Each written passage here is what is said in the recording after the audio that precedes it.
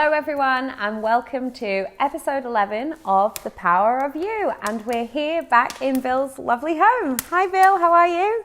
Great to see you. Welcome everyone. Yeah, we always love doing our podcast for you, so we hope you enjoy it today. And the topic that what came to my mind actually as I was getting ready this morning to come here was around patience. And I think that patience is something a lot of us struggle with when we are working towards a goal or an outcome. And often our lack of patience can get in the way of us achieving our goals.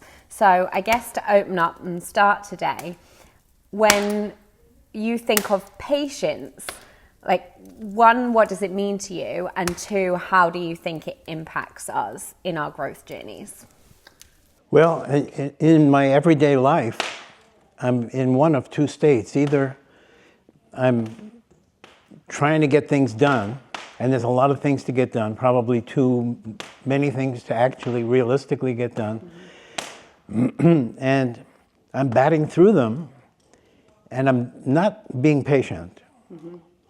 Nor am I necessarily enjoying the moment. Mm-hmm. And while my work might be good or acceptable under those conditions, it isn't really inspired. Mm-hmm.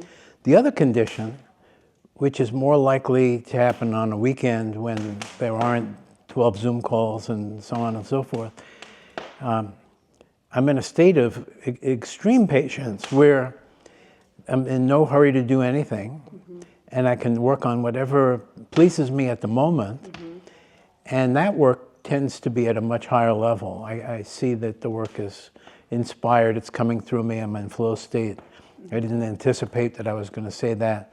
It doesn't even sound like me, but I like the way it sounds. Mm-hmm. Mm-hmm. So there's a definite difference in the quality of both what's coming out for other people and also my own pleasure. Mm-hmm.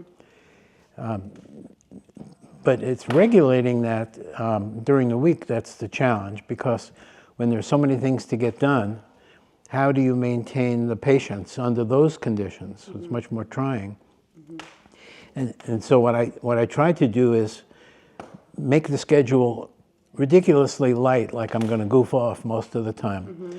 I don't have 15 things I'm going to get done besides the Zoom calls. It's going to be the Zoom calls and maybe one other thing. Mm-hmm. Mm-hmm. Because I know, well, that's leaving a lot of extra room for whatever might happen, but that's perfect. Mm-hmm, mm-hmm. Because that gives me the room to get into that rhythm of being patient and enjoying the moment. Mm-hmm. So really, like, there is the outcomes of kind of not being patient is that your enjoyment goes down, but also the output and the quality of work also goes down. And I relate to that too, because, you know, for me, I'm often impatient for like progress or outcomes, and I catch myself on that all the time because things are only slow when you're comparing it to how you perceive something should unfold in your mind, right? So, and what you're sharing there in our conversation is around creating space, and actually by creating this space, it's expansive for you, because then you're able to create more freely and without this pressure. Because I think what you're sharing really are busy schedules, and from my perspective, it's not just busy schedules, but also expectations and outcomes actually adds pressure to us. And with that pressure, we're not able to perform in the same way. And it makes us short-tempered with other people. You know, if somebody asks us a question, they're interfering with, hey, I've already got too much to do. Mm-hmm. Just, leave me alone. Mm-hmm. Mm-hmm. And, the consequences of that are tragic. It's, mm-hmm. You're ruining this wonderful life that we have. Mm-hmm. and getting mean just because you've crammed too much in. Mm-hmm. And you're not taking responsibility for that. You're for regulating your own input demands. You're just going with it. So you're not even like totally conscious You're just kind of dragged along by decisions you've made in a state of half clarity. You know, the making room in your life so that you can do things well. I know several executives have written about that. For example, Warren Buffett, the billionaire, he says he doesn't schedule things. He doesn't accept telephone calls. He just has the whole blank day, and he can do whatever he feels like. And so his mind can go to what's most strategically important, as opposed to, well, these are the tedious things that I should be doing. You know, he delegates that to other people. Now, we don't all have that, you know, command of other people to do those things. So it's harder to make space. Yeah. But it's one of the most important principles, is to make space. Like, if you don't give yourself, I feel, 20 minutes a day of alone space where there's nothing going on, nothing distracting you, nothing that you plan to do in those 20 minutes, and you're just able to observe what you do, think about, what comes to mind, and analyze, why am I thinking of that, and so on. I don't think that without that degree of contemplation in our lives, we're just going to stay stuck in whatever we're stuck in. We're not going to have the distance from it to be able to observe ourselves from the big picture point of view, and then come up with creative, brand new ideas for how to try something different in one's life. I think that's it with the space. I don't think it's always conscious, right? Because I think we all have this desire, right? You know, we were talking about your work, and I know for me as well, it's like we want to do a lot of things, right? So it's like you want to take that trip, you want to do that meeting, you want to, you know, meet your friend for a coffee. You want to do all these things, and I don't think it's conscious that, oh, I'm going to cram my diary like so full.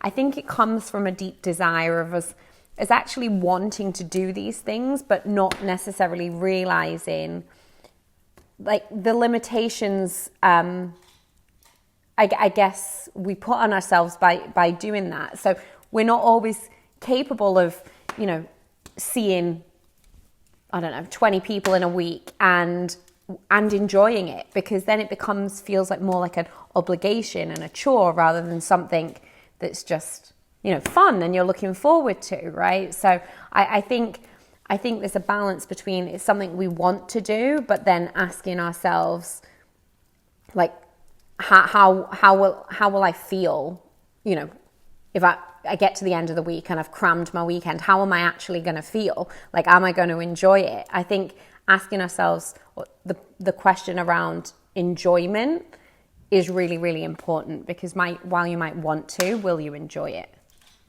Yeah, it's not something we normally expect that we're going to get, enjoyment. Yeah, most people. You and I, quite different in that regard. Yeah. We expect to enjoy everything. It's a good expectation to have. Yeah. You know, it's a good intention to have. Yeah. Yeah. That I'm going to plan my life so that I can enjoy it, and try to avoid overpressuring myself so that I can't enjoy it. But all of that comes down to kind of an attitude of, I can do it, self-management. I have the strength and the discipline to run my own life. I don't have to be carried along by everyone's doom and gloom. I mean, right now we're living through a period of doom and gloom, and it's, you know, if you want to have empathy for other people that you're with, which of course we do, we can't just ignore that they're concerned about the state of the world or of their own lives. Yeah. And we tend to try to help them in any way we can by being good listeners and by encouraging them. And when they do say something that sounds like a really good idea, reinforcing that and saying, you should really give that one a try. That sounds like a terrific idea. You know, so we have these things that we do to take care of ourselves and others, but all of that's based on an attitude that it is possible to make things better. And most people are going around with the assumption that it's impossible to make things better. It's just too tough. Is, you know, the whole system's rigged against me, and it's rigged against everyone, and except the billionaires maybe. So what are we going to do? We just can't even spend time thinking about it. Let's just go on to the next gig and keep doing what we have to do, and doing it out of a sense of failure, resolution, victimization, you know, all those negative things which bring us down and bring down our effectiveness and bring down our chances of success. You and I have learned that trick of changing our own moods. You know, we might be in a really terrible mood, and it might be for a very good reason. Something really awful happened, and we're feeling terrible about it. But yet we know that's not going to make it better. What can make it better is, first of all, for me to get back into my normal positive state and start looking for the solutions. I understand the problem. I don't have to keep reviewing the problem. Yeah. Let's go on to what are the solutions. So knowing that there are solutions there and that we do have the power within us to cope with anything, we then go ahead and do that. But firstly, I think we have to convince people that they can do that. Yeah. And I think what you're sharing there, really the key to that, and we've talked about this so many times, is observing ourselves, because you and I recognize if we don't feel 100%, if our energy's a bit off, or you're feeling impatient, and you know, you shared somebody comes to you when you're in this mode of impatience, like I've got to get this done, this done, this done, then you become snappy, right? Because you are feeling internally like there isn't enough time. These all come from limiting beliefs, like there isn't enough time to get things done. I don't, you know, I'm not going to be able to do it. Like I don't have the money, I don't have the resources. Whatever the belief is, that's where the panic kind of comes from. And I think the key, I think, you know, all humans will feel that at some point. You know, we're human and we're living in this pressurized world where things are happening constantly, and you know, our attention spans are shorter and shorter. So while I believe that it will happen to most of us at some point, I think the key is observing ourselves, because the difference is we're able to feel when we don't feel right, or our regular selves. And we've talked about this. It's not feeling happy and joyous all the time. It's just even a neutral, at ease, calm feeling. And I know for me, even this morning, we were getting ready to come here, and you know, and a car engineer came just before we were meant to leave, and I could feel myself being like, oh, we're going to be late. So these things happen, and they happen in everyday life, but the key is being able to then observe yourself and go, okay, well, what made me feel a bit panicked there? Well, I felt a bit panicked because, you know, I thought we weren't going to have enough time, and then I was worried, what if there's traffic and all this kind of stuff. But then you're able to kind of observe yourself, and not just observe you, but observe your thoughts and your beliefs around what is causing you to act like that. And I think when it comes to patience or anything really, the key is observing yourself. And when you're able to do that, then yes, okay, you didn't catch yourself right in the moment, but you can recognize it afterwards. And I think if you can recognize something, then you can learn, and then you can make a different choice next time. Yeah, and patience helps tremendously when you're observing yourself and you see that you're in a bad mood. You have to be patient with yourself that, okay, I'm going to get myself out of the bad mood. I don't know how long it's going to take, but let's start with maybe my sense of humor. Can I look at the situation and maybe laugh at it? Is there something funny about it? Can I distance myself enough from it to look at it as if it was happening in a movie, let's say? Mm-hmm. Would it be, from any point of view, amusing? Maybe it is, maybe it isn't. But that's just like a first step of knowing I'm going to get myself out of this bad mood. I don't want to be in a bad mood. Mm-hmm. You know, what's the profit to me of being in a bad mood? Why should I put myself through it? Why should I torture myself? Mm-hmm. So maybe I have to give up on that love affair, or maybe I have to give up on that job, or maybe I have to give up on expecting to get that recognition, or I have to give up something. Yeah. Fine, I'll give it up. And that requires patience, because if you're not going to give yourself time, then you're going to be trying to get instantly into a better mood, and then maybe you'll fool yourself into a fake mood where you're pretending to be in a better mood. Even that's a pretty good strategy. Yeah, fake it till you make it, right?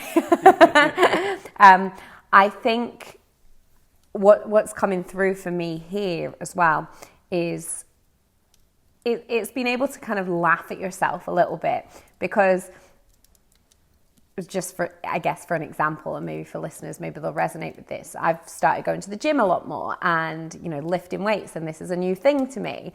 And the thing with that is, I'm making progress, and I can see I'm making progress, but then sometimes, like, my technique isn't great, and then I have to spend ages, like, realigning my technique and making sure that I can actually lift a weight so it doesn't hurt me. And then I get frustrated because I'm like, oh, well, I'm not lifting heavier weights now, right? So this is, I guess, an example of, for me, where patience is key. And then, luckily, my partner will reflect back to me and be like, okay, you can't always see this progress, straight away. You have to master the technique, otherwise you'll hurt yourself. And then I kind of laugh because I realize how ridiculous I'm being, because actually, if you spoke to me 3 months ago, I couldn't lift any weight, right? So, and I guess that's an example of where it's important to, yes, okay, you can be frustrated and you can feel like impatient, but I think this is where it's important to like zoom out and actually see things at see the bigger picture, because probably when you zoom out and see the bigger picture, you're probably a lot further forward than you even recognize or realize in that moment. So yes, you can be impatient, but if you zoom out,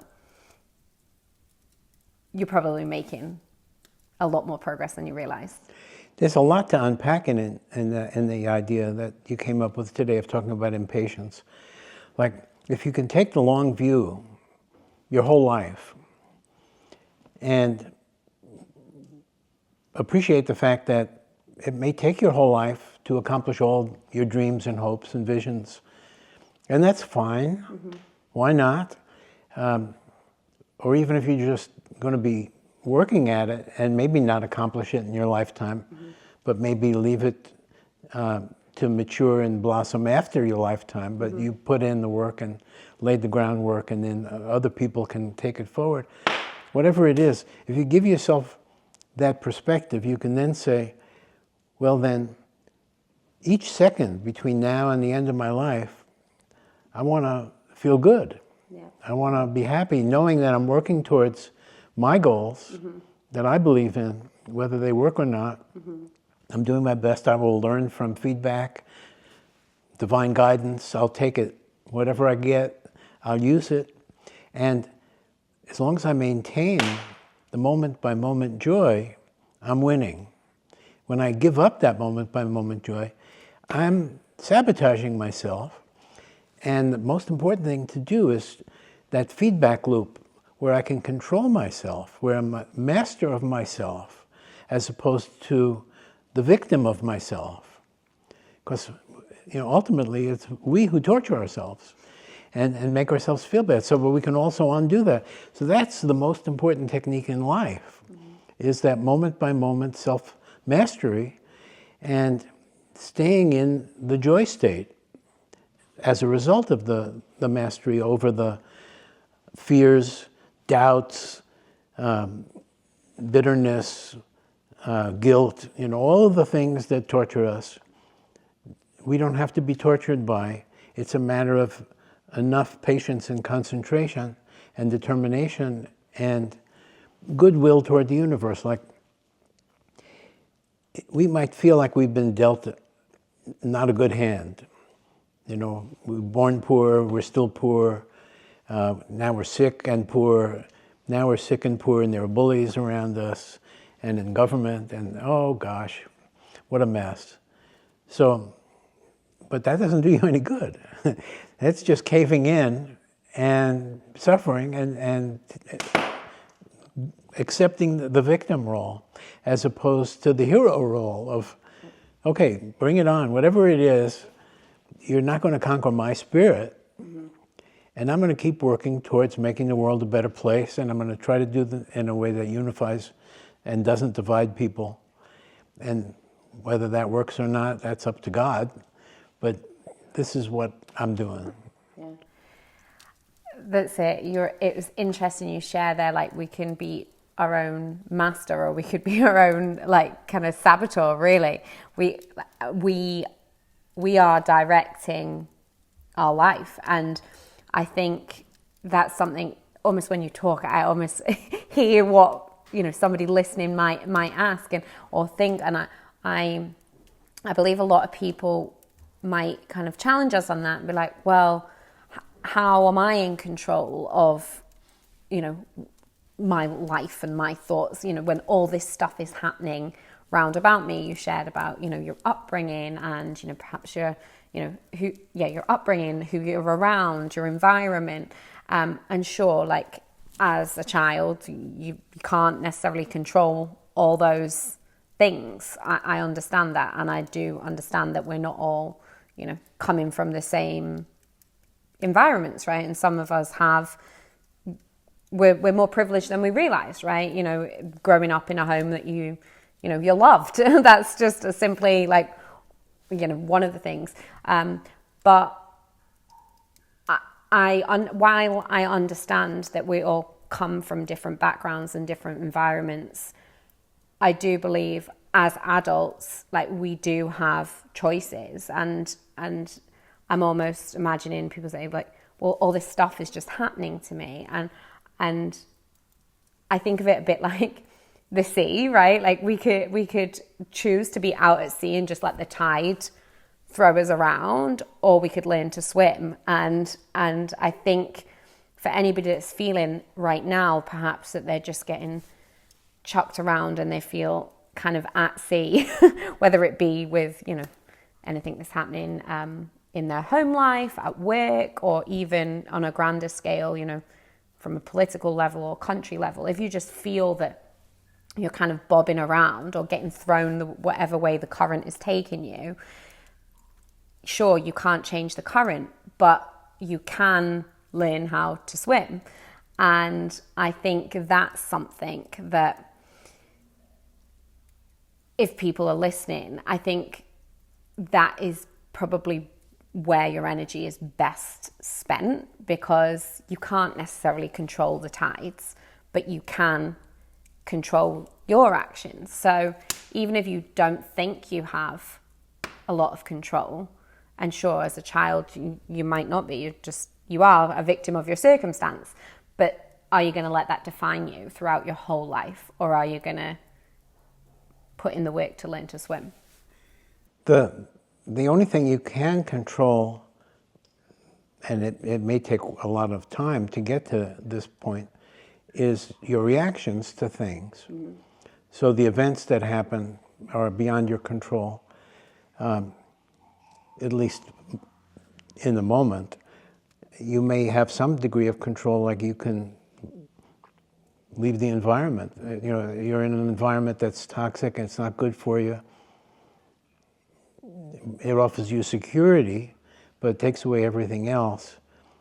Be patient with yourself to work out what you're going to do about it, but control your reaction to it. It shouldn't be able to bring you down. You should be invulnerable to it. You should be bigger than it is. Mm-hmm. You should respect yourself enough to not allow yourself to be bullied or humbled or humiliated or crushed. Mm-hmm. Now you can see, okay, this is an intolerable situation. I'm going to have to change the situation, probably leave. Let me figure out how I'm going to do it in the most graceful and practical way, where I'm not going to burn any bridges or leave people with undone work. I'm going to go someplace where I can do my work and be happier about it. Whatever decisions you make, again, the patience part comes in, but taking control of your own inner reactions is crucially important. The negativity it feeds itself, and then you get to a point where it's even harder to control yourself. So you can't indulge it. You can't indulge vulnerability to external events. You have to be invulnerable to external events. That's really what it is, teaching yourself how to be invulnerable. Yeah, and I think that's the desired, like, I don't think there's ever an end state, right? Because I think we continue to, as we grow, we continue to like learn and become the master of ourselves. If you think about it, we're like the puppet master for ourselves. And I think that's a lifelong journey of being able to master that. But I think as you're speaking, most people would be like, I would love to be able to control my thoughts or reactions to things, because people are aware that, by consuming this on social media, it's getting me down, or by watching this news channel, it's impacting me. Like, people are aware of that. I think people are aware of the link. Okay, when I watch this or I listen to that, I feel X. Or when I, surround myself with this certain company, I feel bad. I think people have that awareness that it's making them feel bad, but not necessarily understanding how they can control their reactions to it. And I think when you shared that, like, that's the desired, not end point, but I guess that's the goal, to get to a place that we're not so impacted by all this external stimuli. And I'm just almost imagining what someone would say, like, well, how do I get to that point? Like, how do I get to the point that I don't react to that? And I guess my thoughts around that, and my answer to that is, one, it takes patience, but two, it's about progress, right? You're not going to get there overnight, and it's about like anything. It's when you've got a big goal, can you chunk it down? If it feels overpowering to think, I'm not going to ever be able to, I'm not going to react to whatever external stimuli it is. It's like, okay, if that feels like too much of a jump to you, what can you do? Like, just, can you give yourself a small, manageable task? And this is the thing, even, with the work and with TTM and coaching, it's like about small steps, because actually those small things are the big things. So if it feels like a big, overpowering goal right now to think, I'm not going to react to anything that anybody's saying, then can you start small? But what would be your advice to somebody that maybe perhaps feels that they want to get there, but they're not sure how? Well, in my books, I have, like Mind Magic, for example, I have exercises which I think are fun exercises because they use the imagination. So you picture yourself, and it's kind of like mental rehearsal. Okay, there was that situation that just occurred. How could I have played it better? And what it usually comes down to is not showing that if there's somebody there who's trying to dominate you, for example, the best reaction is to smile and not betray any sense of being dominated, and just to be kind and perhaps make a joke, or just make a simple statement of fact. That isn't what I said, Jerry, or whatever it is. But you can imagine it after the fact, after the situation has occurred and you didn't necessarily handle it the way you would have liked to, and maybe left teary-eyed or yelling over your shoulder or whatever it was. You can replay it in your mind. How would Jesus Christ have dealt with that situation, or how would Humphrey Bogart have dealt with that situation? Anyone who you look up to, how would, if this was in the movies, how would the hero have handled that scene? And then you can start to do that projectively into the future. Like, okay, there's meetings coming up tomorrow. There's going to be some challenging moments. So, you know, how would I handle them? And you can also imagine like the worst possible things that are really keeping you up at night that you don't want to have happen. Imagine them happening, and imagine what you'll be doing if they happen. And see that you came up with a way of handling it that if it does happen, it'll be okay. You'd feel okay about it. So then you're not as frightened of that happening because you know you're going to handle it. Yeah. I think as well, so like visualization and imagining yourself, but then also not just imagining the best, but also imagining the worst, because then you'll actually realize that you do have solutions for either, right? Either the best or worst case scenario.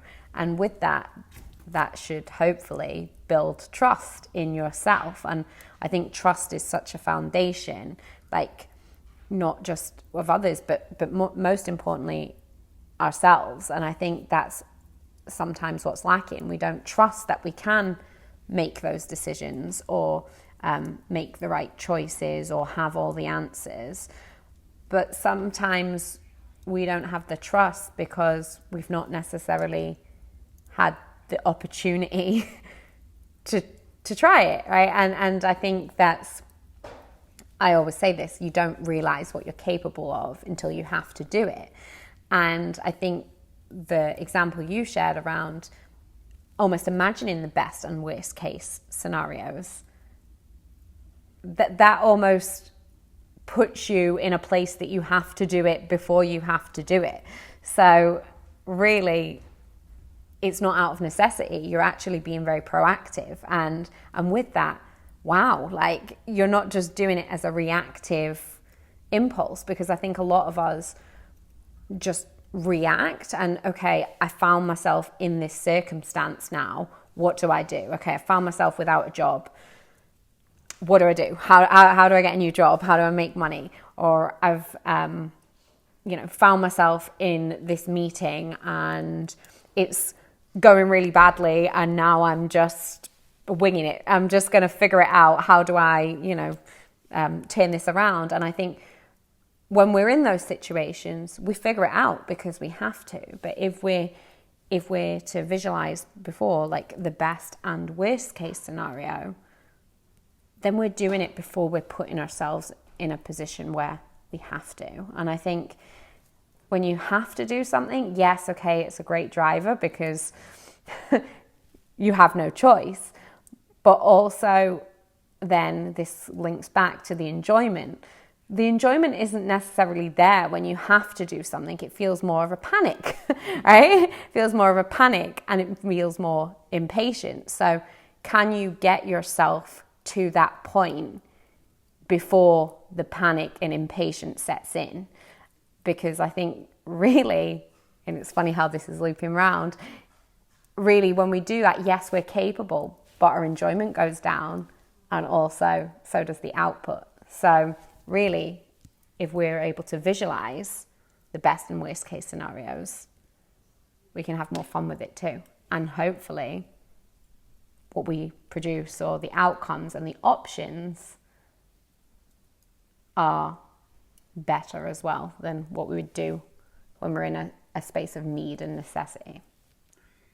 It does come down to how one uses time.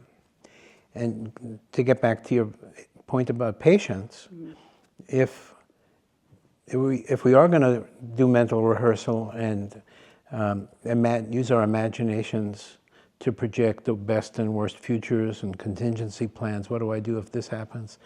It's all very useful, but it does require patience because it takes time. And if all you're doing all day is reacting, you don't have time. By definition, it's just one distraction impinging on you, demanding your attention, yanking you around from one thing to the next, and your free will is like almost zero. You're just being thrown around by other people and other forces, and it can't be too enjoyable. And the long-term prospects aren't so good. But if you can have that patient attitude and that attitude of, I'm going to get there, and I'm going to do it myself. I'm going to pull myself up by my bootstraps. I'm going to use my capabilities, my imagination, my courage, my determination. I'm going to do it. I have strength. I'm going to do it. And it's going to take time, and I'm going to be patient. Yeah, the visual that just comes up to me when you're speaking, it is around like an ocean, and it is so easy to be chucked around by, different people's priorities, other people's goals. I think, even as you were sharing there, I think back to when I worked in corporations, right? And I would start on a Monday and I'd have the things that I wanted to do. And before I know it, it was almost like a washing machine.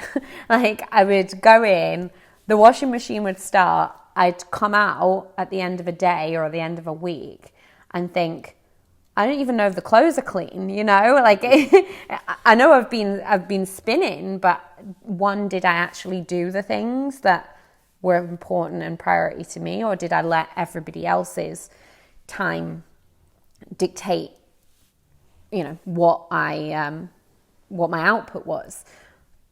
But I do think, reflecting back now, I think there is a reason that we perhaps do that, because taking accountability, if we accept that we have control and that we can impact it, that's holding a mirror up to ourselves, and it's almost making us responsible, right? So sometimes it's easier for us to say, oh, well, I was chucked around and I was, I had something else pulling at me. Because if we were to actually take ownership and say, okay, rather than the ocean pushing me from one side to the other, I need to learn how to navigate this and learn to swim, to continue the metaphor. That puts the accountability on ourselves.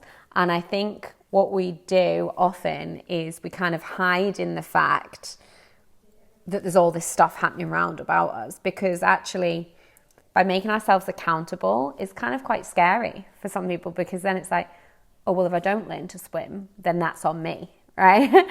But then I guess the reframe that I would put out there to listeners is, but if you do learn to swim, that's on you too. So I guess you can look at it as terrifying or you can look at it as exciting, or maybe a mixture of the two, right? Because really what you're doing is putting accountability on yourself rather than everything and everyone else around you. And yes, that might feel challenging and scary, but it can be empowering and uplifting. It depends how you want to look at it.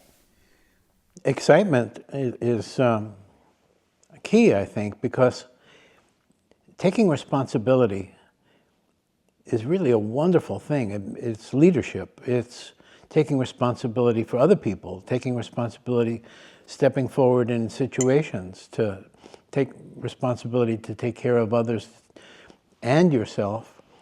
And of course, that's scary. But, the fear that we feel could be reinterpreted as excitement. Mm-hmm. Maybe it isn't really fear, it's just incredible excitement. And, maybe you're shaking all over from excitement and it's not terror. Mm-hmm.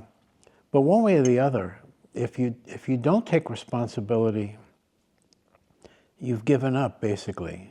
And no good can come of that. Mm-hmm. Other people will just take advantage of you more than they would normally. Right now, the whole world is at a very low ebb in terms of trust. Mm-hmm. Not just self-trust, but trust of others, trust of institutions, trust of the idea of self-rule, democracy. Mm-hmm. We've all become cynicized. It's, in fact, considered cringy to be idealistic. Mm-hmm. So, that's an indication of how low we've sunk. And to not even, to just break through all of that and say, that's just negative thinking, and that negative thinking is just going to make me negative, and that means my output's going to be negative, and my enjoyment's going to be negative. So who needs all that negativity? I'll take responsibility at least for my own internal world. In my own internal world, I won't accept negativity for any longer than it's necessary to get rid of it, process it out one way or another. I've got all these strategies, laughing at myself, taking deep breaths, imagining how I could have done something better, imagining how I'm going to do something better, imagining my future.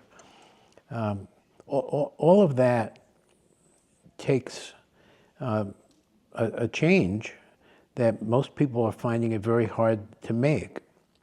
At the same time, there are indications that where we are in history is that we're at a turning point where we've gone about as far as we can go with all of the thinking that we've had in the last couple of millennia. And all of that thinking nets down to this: all that exists is physical, and it came about accidentally. There is no God, there is no meaning, there is no purpose in life. We're just here, enjoy it, have a good time. And we're going through a transition where that's breaking. And even science is coming around to saying, well, we have to admit we haven't explained two things. We haven't explained the sense of self that we all have, and we haven't explained what started this whole thing. And we've just been dodging those two things, and that allows us to say everything is just physical. Materialism is all that matters. And it's dog eat dog, we're not all one happy universe. We're all these separate creatures that are in competition with one and each other. And it's breaking down. It can't support itself. So something new is going to come out of it, and it's going to be positive. Maybe we'll even live to see the day, but one way or the other, that's where it's going to go. But we can bring it about in our own lives much faster. I mean, even no matter what's going on outside, stormtroopers, people being deported, killed, whatever it might be, we have our own domicile where we're being left alone, and we're with loved ones, and we're enjoying life, and we feel a certain spiritual connection, and we're happy, and nothing can penetrate that or make it bad. Yeah, I think it is recognizing that if you are in a home that is, safe, and you have a roof over your head and you have love round about you, then you're more privileged than many. And for me, it's almost like a sense of duty with that privilege, right? With that privilege, like, we're here to influence and create something, because it's kind of, if we have that privilege and we don't do anything with it, this is my opinion, if we have that privilege and don't do anything with it, then that's a waste, right? Because it's not fair. It's not fair. Like, why are we able to sit here now in front of a nice fire in a nice home and have a conversation that we really enjoy? Like, why are we able to do that? And then there's other people in the world suffering. Like, it's not fair. But again, for me, it's about channeling whatever pain that is going on in the outside world and turning that into your purpose. So can you let it fuel you rather than extinguish you, if you like? Can you let that be your fuel, and can you let your privilege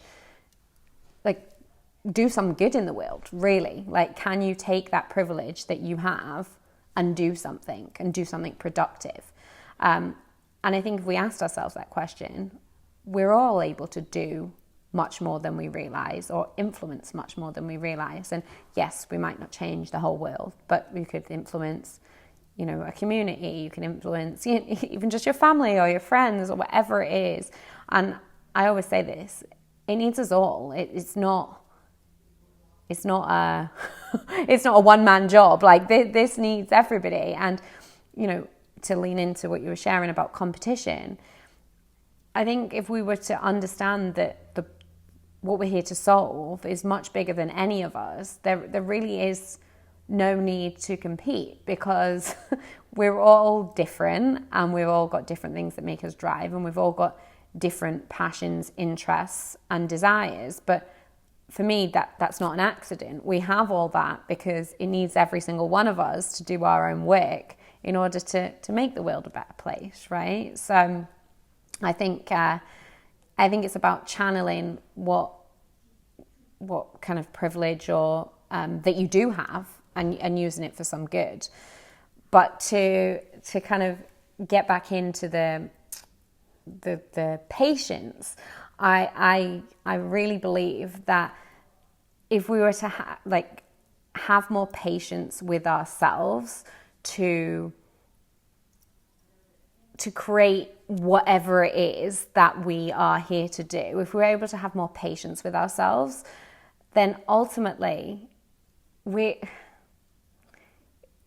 would enjoy it, but two, we would feel more productive too. I think we're impatient to make the world a better place. We're impatient to see an outcome. Whether it be for ourselves or for others. But if we were to slow down enough to realize that we are privileged and that we can make a difference, however big or small that looks like, not only will we enjoy it a lot more, but I also think when working together rather than against each other, we'll be a lot more impactful than we ever would be by ourselves. I agree. It's cooperation time rather than competition. And whatever happens, whether it's on the face of it good or bad, we should look deeper than the face of it and find it's a clue to evoke some positive move on our part. Everything that happens is there to evoke a positive move. It's all an opportunity underneath whatever. It may seem like a bad thing, but underneath it's happening for a good reason. Now, that sense of integrity in the universe does require an open mind, and it would be good if people could stop blocking, stop assuming. There's no proof. Science has not come forward with any proof that there is no God. In fact, cosmopsychism is the name they now give to the idea that the whole universe is conscious, which is only one step away from the radical idea that I have and that others have had, that there's only one self playing all these different roles. And when we're going through trials and tribulations, it's a learning experience. It's all to make us better, stronger, wiser, and more enlightened than we are. So, we're going through this present time in history, but it will, in retrospect, have been worth it. Even though it seems hard to believe. We have to open our minds to those possibilities and stop saying, oh, blah, blah, blah. Because there's no rational reason to force ourselves to believe that there is no God, there is no spiritual, there is nothing but what we see in front of us. There's no reason to believe that. There's no reason to lock that in. We should have open minds. And the more open our minds are, the more creative ideas we're going to have. We're limiting our creative abilities by having these forced assumptions of, there is no this, there is no that. Maybe there is. Keep your mind open. Yeah. And I think that brings us actually nicely back round to where we started, which was around open space, right? Can we create open space, whether that's in your schedule day to day, whether that's in your mind, right? Around how the whole universe operates, or whether on a smaller level, can you be open just in your day to day? Can you create space? Because in the space that you create, that is where the magic happens, really. It's by creating space, not only one, do we come up with more creative solutions, two, we enjoy it more, and three, the impact that it has like on the world, or even, you know, on your team, your family, your school, whatever capacity it has. By creating this space, you create space for more impact. So I guess that wraps us around nicely, and into saying, like,